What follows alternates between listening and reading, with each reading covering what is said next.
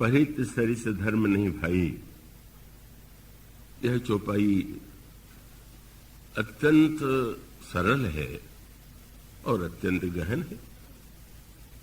और इसका अभिप्राय है कि उसका सरलतम रूप तो यही है कि बस जो भक्तों और संतों ने कहा कि भाई एक वस्तु देना चाहिए और एक वस्तु लेना चाहिए, और वो सिद्ध वाक्य आपने सुना होगा, देवे को टुकड़ो भलो, लेवे को हरिनाम।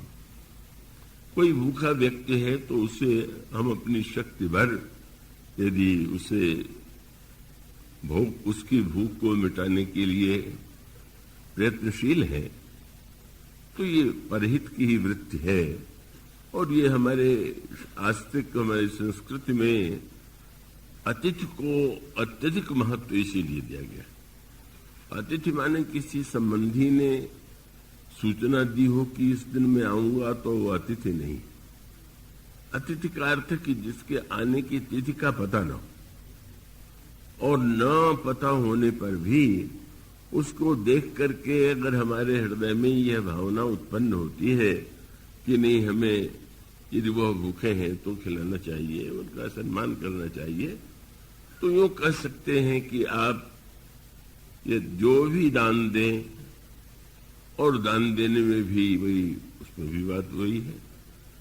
अब अगर कोई व्यक्ति दान को, मैंने कई लोगों को देखा, कई बार कलकत्ते में मैं अनुभव करता हूं, कई उद्योगपति ऐसे होते हैं कि अब ब्राह्मण को दान देना है तो अपने रसोइयों को दान दे दिया। तो मैं कहता हूं भाई रसोइयों को तो देना चाहिए, लेकिन दान श्रेणी में माने बस एक पंथ दुई काज, चलो दान का भी फल मिल जाए और साथ साथ भोजन बनाने वाले की प्रसन्नता से स्वादिष्ट भोजन मिले, तो शायद ये दृष्टि सही नहीं है, पूर्ण नहीं है। इसीलिए दातव्यमिति यद दानम दीयते अनुपकारिणे, दान वह है जो अनुपकारी को दिया जाए। जिसने आपका उपकार किया हो उसको यदि आपने दान दिया तो वो सर्वश्रेष्ठ दान नहीं।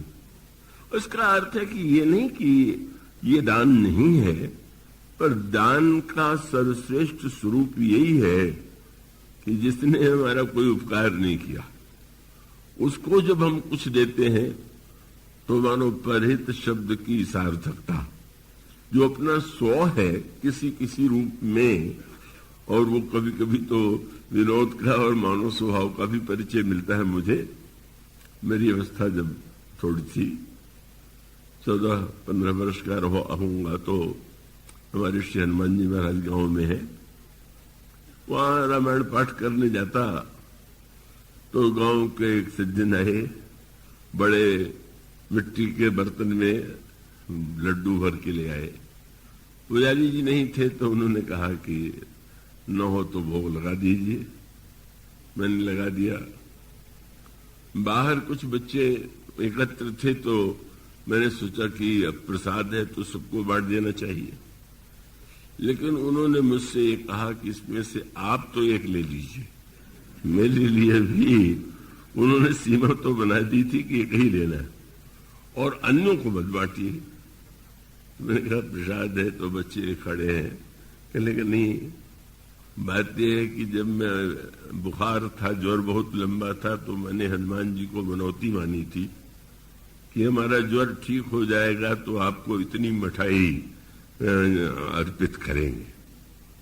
और संयोग से आज ही मेरे बेटी के घर में भी कोई समारंभ हो रहा है, तो भोग भी लग गया और बेटी के घर का व्यवहार भी पूरा हो जाएगा। अब आप बांट देंगे तो फिर हमको उसकी कमी पूरी करनी पड़ेगी।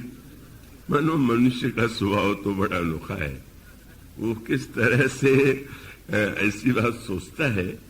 पर सावधानी यही होनी चाहिए कि दान का अर्थ और पर शब्द का अभिप्राय यही कि जो दूर का है, जो अनुपकारी है, का उसके प्रति भी हमारे हृदय में यदि उदारता है तो वो उदारता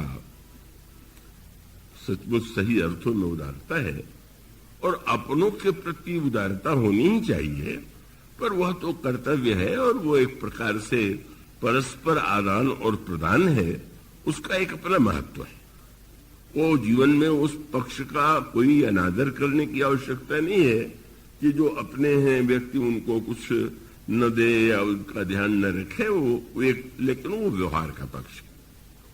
तो मैंने कहा कि परहित शब्द जो है बहुत गंभीर, जिसकी व्याख्या कई अर्थों में आपके सामने करने की चेष्टा की गई, और सरल रूप यही है कि आप सबके प्रति आपके हृदय में वो दूर का हो, दूर भिन्न जाति का हो, भिन्न व्यक्ति हो, और उसके प्रति भी आपके मन में अगर हित बुद्धि है और आप जो कुछ उसके लिए कर सकते हैं, जो आपकी सीमाएं हैं, उसके अनुकूल आपको कुछ न कुछ करना चाहिए। और यदि किसी के पास सामर्थ्य नहीं है तो कम से कम सम्मान के शब्दों के द्वारा उसका सम्मान तो कर ही सकते हैं। अपनी असमर्थता बताने में भी विनम्रता हो सकती है। तो इसलिए वस्तुतः यह परहित शब्द अत्यंत सरल है, पर उसका एक तात्पर्य है जो उसकी दार्शनिक या आध्यात्मिक व्याख्या करने की चेष्टा की गई। कहीं ऐसा न हो कि थोड़ा सा परोपकार करने पर यह अभिमान व्यक्ति के जीवन में आ जाए कि मैं परोपकारी हूं। इसकी बड़ी संभावना रहती, और इस संभावना का निराकरण तभी हो सकता है जब व्यक्ति परहित के जो अंतरंग पक्ष हैं और उसकी जो वो अंतिम परिणति है उस पर उसकी दृष्टि जाए। तो उसका अर्थ यही है कि हमें इस बात को नहीं भूलना है कि वस्तुतः परहित तो केवल ईश्वर और ईश्वर के भक्तों के द्वारा ही संभव है, और उसका कारण है कि व्यक्ति की सामर्थ्य की सीमाएं। पर इतना होते हुए भी अगर कोई व्यक्ति अपनी सामर्थ्य का सदुपयोग करता है तो धन्य।